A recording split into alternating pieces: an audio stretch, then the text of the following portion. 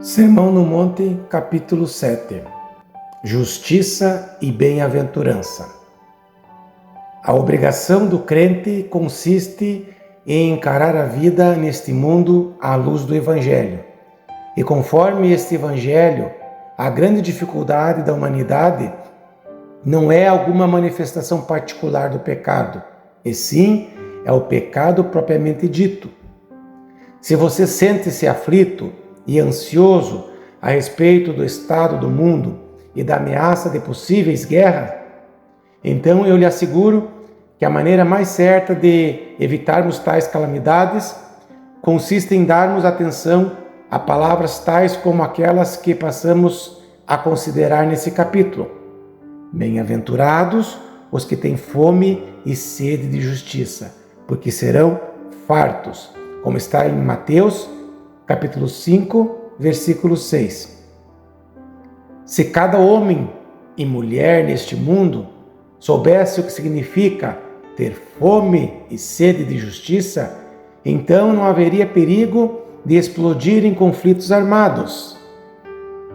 Esse é o único caminho para a verdadeira paz. Todas as demais considerações eventualmente não exploram a fundo o problema. E todas as denúncias que estão sendo feitas constantemente contra diversos países, povos e indivíduos não exercerão o mais leve efeito sobre a situação internacional. Desarte, com frequência desperdiçamos o nosso tempo, bem como o tempo de Deus, exprimindo nossos pensamentos e sentimentos humanos, ao invés de tomarmos a sério a palavra do Senhor. Mas se cada ser humano soubesse o que quer dizer ter fome e sede de justiça, então esse problema seria prontamente solucionado. A maior necessidade do mundo atual é um maior número de crentes individuais. Se todas as nações fossem formadas por crentes individuais, então ninguém precisaria temer o uso do poder atômico e nem qualquer outro tipo de armamento. Dessa maneira, o Evangelho, que parece ser tão remoto e indireto em sua abordagem, na realidade é a medida mais direta de se resolver esse problema. Uma das maiores tragédias na vida da Igreja moderna é a forma como tantos sentem-se contentes diante daquelas declarações vagas, gerais e inúteis que se fazem sobre a guerra e a paz, ao invés de ser pregado o Evangelho em toda a sua simplicidade e pureza. O que efetivamente exalta uma nação é a retidão, e a coisa mais importante que nos compete fazer é descobrir o significado do termo justiça, utilizado nesta bem-aventurança. Nesta declaração particular do Sermão do Monte, deparamos-nos com uma outra das características do crente, como uma nova descrição do indivíduo que segue ao Senhor. Ora, conforme já podemos notar, é importantíssimo que aceitemos essa declaração em sua devida posição lógica, dentro da série de declarações que foram feitas por nosso Senhor. Essa bem-aventurança, uma vez mais, segue-se logicamente às afirmações anteriores. Ela é uma declaração na direção da qual conduzem todas as declarações anteriores.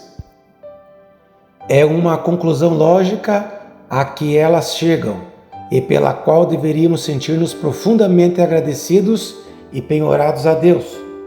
Desconheço texto melhor do que um versículo como este, que uma pessoa possa aplicar a si mesma e aos seus semelhantes quanto à questão inteira da profissão cristã.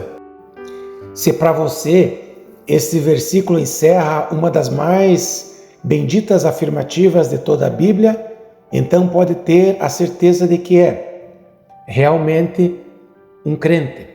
Em caso contrário, então seria aconselhável que você examinasse novamente no que está alicerçado. Encontramos aqui uma ótima resposta para aqueles problemas. Já fomos ensinados que devemos ser humildes de espírito, que precisamos chorar e também que devemos ser mansos. Nessa passagem bíblica encontramos a resposta para tudo isso. Embora essa bem-aventurança pertença logicamente a todas aquelas que a precederam, não é menos verdade que ela introduz uma pequena modificação em toda a abordagem da questão. Essa bem-aventurança é um tanto menos negativa em seu sentido e um tanto mais positiva. Há nela um certo fator negativo, conforme verificamos, mas o elemento positivo é nela mais pronunciado.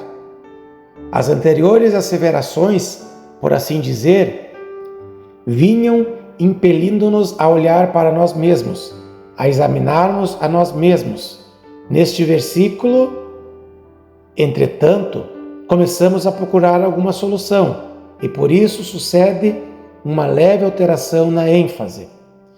Tínhamos estado a considerar nosso total desamparo e impotência, nossa completa penúria de espírito, nossa bancarrota quanto às questões espirituais.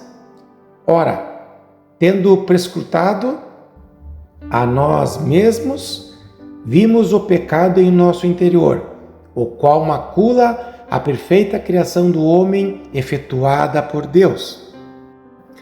Em seguida, vimos o delineamento da mansidão e de tudo quanto por ela é representado. O tempo todo estivemos preocupados com aquele terrível problema do ego, aquele interesse próprio, aquela autodependência que produz todas as nossas misérias e que é a causa última das guerras, quer entre indivíduos, quer entre nações. Aquele egoísmo e egocentrismo que giram em torno do próprio eu e que o divinizam, aquele defeito horrendo que é a causa final de toda a infelicidade.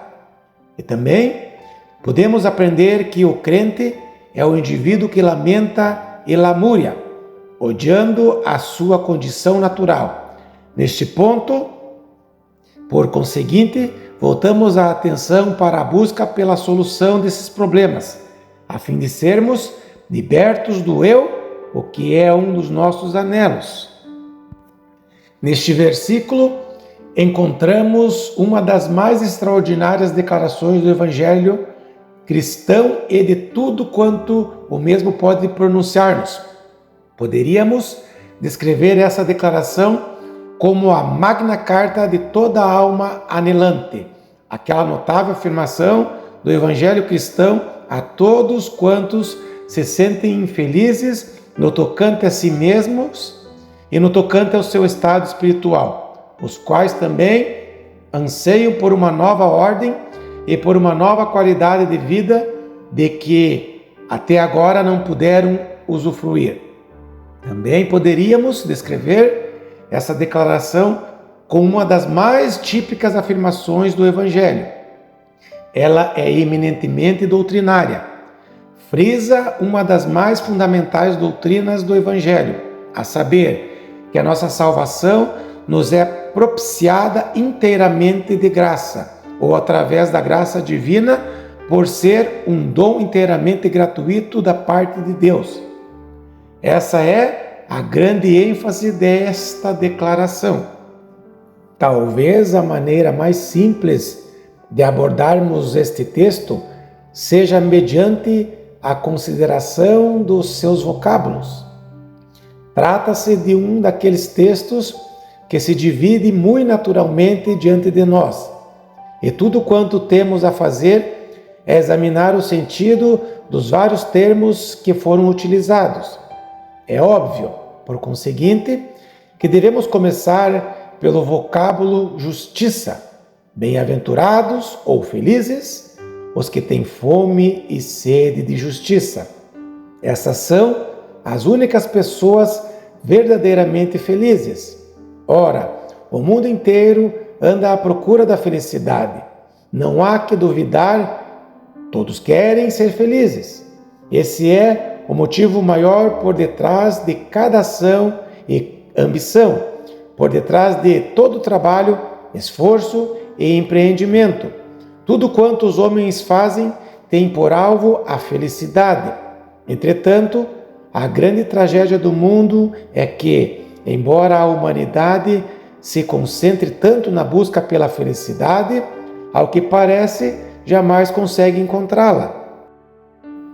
A atual condição deste mundo faz-nos lembrar vigorosamente esse fato. O que está sucedendo no mundo? Penso que a resposta é que jamais compreendemos esse texto conforme deveríamos tê-lo compreendido. Bem-aventurados aqueles que têm fome e sede de justiça. Mas o que significam essas palavras? Seja-me permitido expressá-lo negativamente. Em primeiro lugar, não convém que tenhamos fome e sede de alguma bênção, e nem nos compete ter fome e sede de felicidade. Ora, o que todo mundo anda fazendo é precisamente isso. Destacamos a felicidade e a bênção como as principais coisas que almejamos. E por esse motivo, sempre acabamos por perdê-las. Elas sempre escapam de nós. De conformidade com as Escrituras, a felicidade nunca é algo que deveríamos buscar diretamente. Antes, sempre é algo que resulta da busca de algum outro alvo. Ora, isso acontece a muitos que estão fora da igreja e também a muitos que fazem parte da igreja. Essa é, obviamente, a tragédia que se evidencia na vida daqueles que não fazem parte da igreja. O mundo anda à cata da felicidade. Essa é a explicação para a sua mania em busca do prazer. Esse é o sentido de tudo quanto fazem homens e mulheres, não somente no seu trabalho diário, mas sobretudo em seu afã atrás de diversões.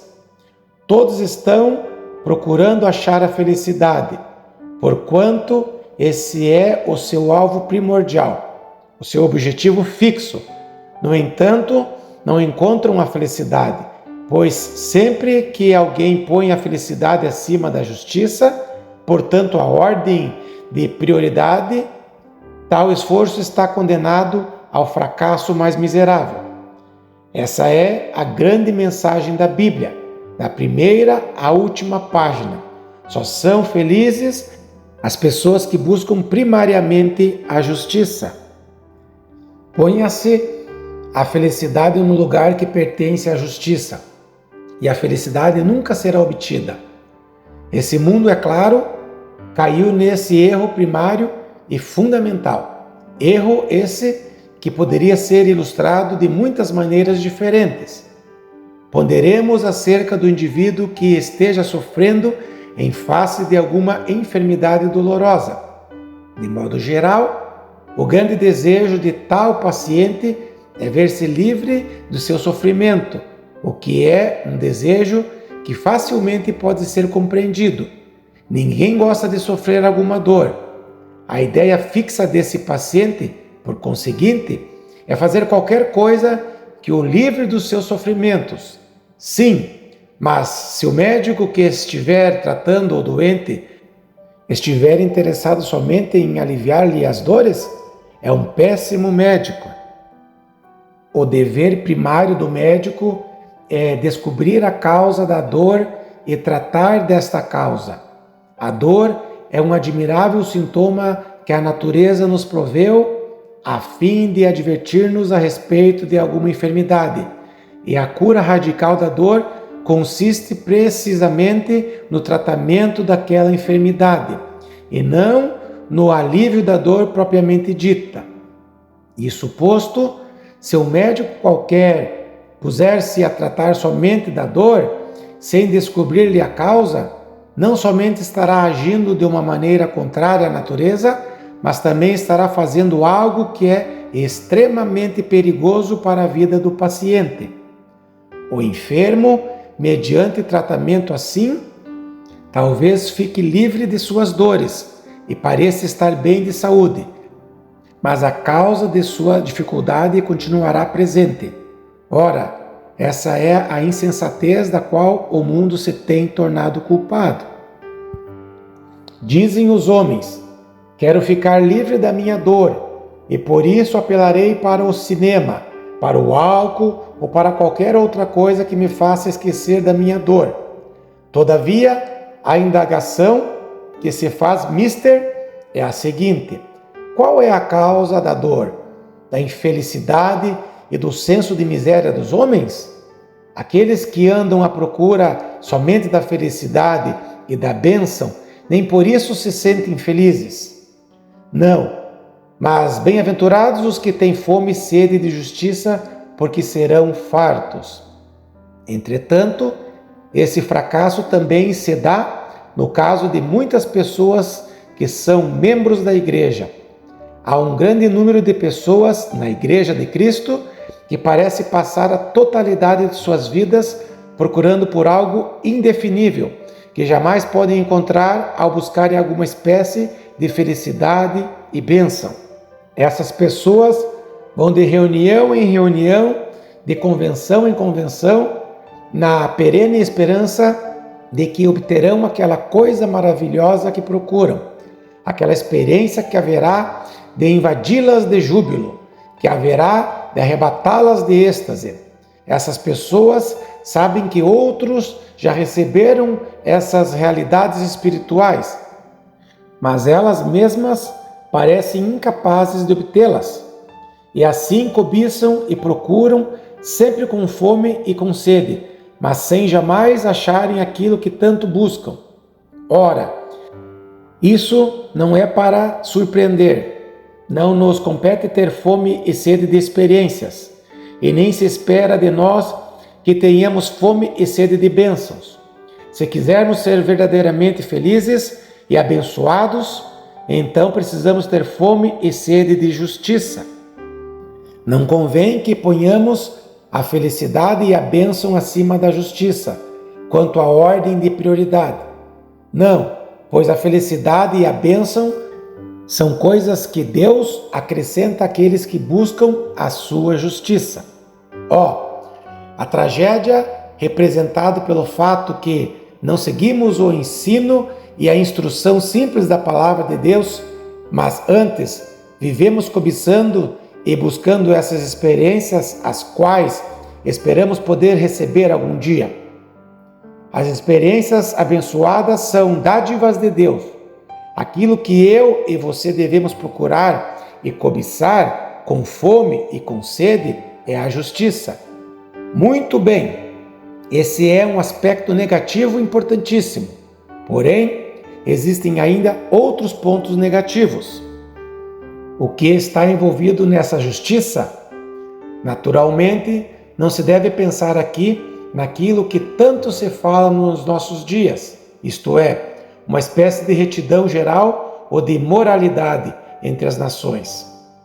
Muito se debate atualmente sobre o caráter sagrado dos acordos internacionais, sobre a fidelidade aos contratos, sobre a necessidade de se manter a palavra, sobre negócios realizados de maneira equitativa, sobre a lealdade nos tratos e sobre tudo o mais que pertence a essa categoria de coisas. Até onde vão? Elas estão certas? Esse é o tipo de moralidade ensinada pelos antigos filósofos gregos do paganismo. E até certo ponto é boa. Entretanto, o evangelho cristão não para nesse ponto. A justiça cristã não consiste somente nisso, sob hipótese alguma. Há pessoas que falam com eloquência a respeito dessa forma de justiça, mas que, em minha opinião, pouquíssimo conhecem o que seja a justiça pessoal. Os homens podem mostrar-se eloquentes acerca de como certas nações ameaçam a paz mundial, violando os seus acordos, embora eles mesmos mostrem-se desleais para com suas esposas, mostrem-se desleais para com seus próprios votos matrimoniais e outros votos solenes que porventura tenha feito. O evangelho cristão, porém, não se interessa nem um pouco por esse tipo de debate. Seu conceito de retidão é muito mais profundo do que isso.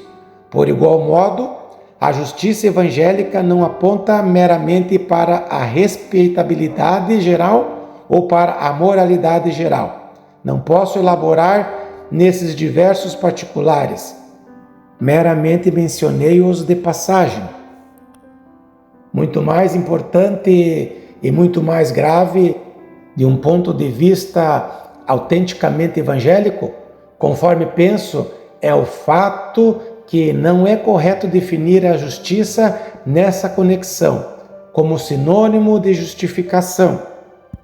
Há pessoas que se põem a examinar a sua concordância, a fim de entenderem o sentido da palavra justiça, e naturalmente ela pode ser encontrada em muitos trechos da Bíblia. E então dizem que ela significa a mesma coisa que justificação. O apóstolo Paulo realmente empregou o vocábulo nesse sentido, na sua epístola aos Romanos, onde escreveu a respeito de a justiça de Deus mediante a fé, como está em Romanos capítulo 3, versículo 22. Ora, ali Paulo estava falando sobre a justificação e, nesses casos, o contexto geralmente esclarece perfeitamente a questão para nós.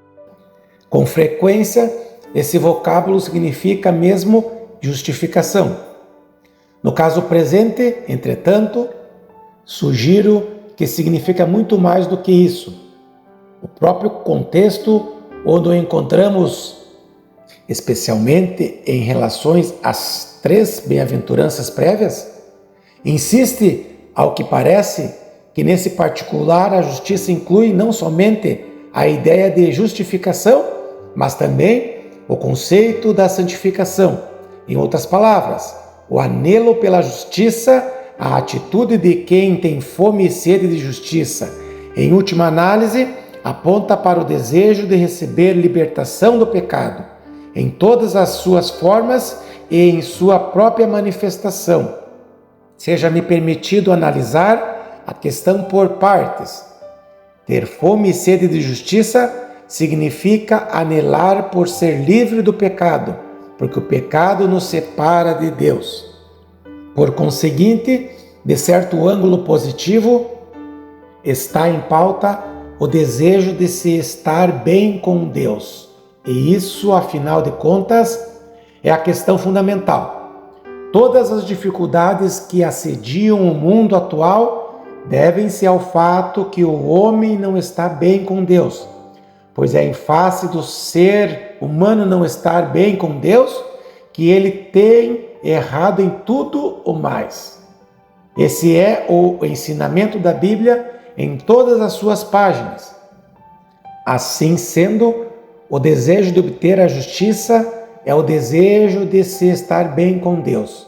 É o desejo de se desvencilhar do pecado, pois o pecado é justamente aquilo que se interpõe entre nós e o nosso Deus, turvando o nosso conhecimento de Deus e impedindo tudo quanto nos é possível no que diz respeito aos benefícios que Deus nos quer dar. Portanto, é necessário que eu confira primazia a esse anelo. O indivíduo que tem fome e sede de justiça vê que o pecado e a rebelião o separam da face de Deus. E ele anseia por retornar àquele antigo relacionamento, aquele relacionamento original de justiça, na presença de Deus. Nossos primeiros pais foram criados justos aos olhos do Senhor. Eles viviam e andavam em companhia dele. Esse é o tipo de relacionamento com Deus que o homem injusto tanto almeja. Entretanto, esse desejo também envolve necessariamente o anseio de se estar livre do domínio do pecado, tendo tomado consciência do que quer dizer ser humilde de espírito e lamentar-se devido à presença do pecado no íntimo. Muito naturalmente, chegamos àquele estágio em que anelamos por estar libertos do poder do pecado. O homem pelo qual temos estado a rebuscar, nos termos das bem-aventuranças, é o homem que já viu que o mundo no qual vive é controlado pelo pecado e por Satanás. Esse homem já percebeu que está vivendo debaixo do controle de uma influência maligna que até então o dominava, já que ele vivia segundo o príncipe da potestade do ar, do espírito que agora atua nos filhos da desobediência, como está em Efésios capítulo 2, versículo 2. Esse homem já notou que o Deus desse mundo o havia cegado no que concerne às diversas realidades, e agora anela por libertar-se dessas algemas. Desejava ver-se livre desse poder que o puxa para baixo a despeito de si mesmo, aquela lei que opera nos seus membros e da qual Paulo fala em Romanos 7. Tal homem aspira a ser liberto do poder, da tirania e da servidão do pecado.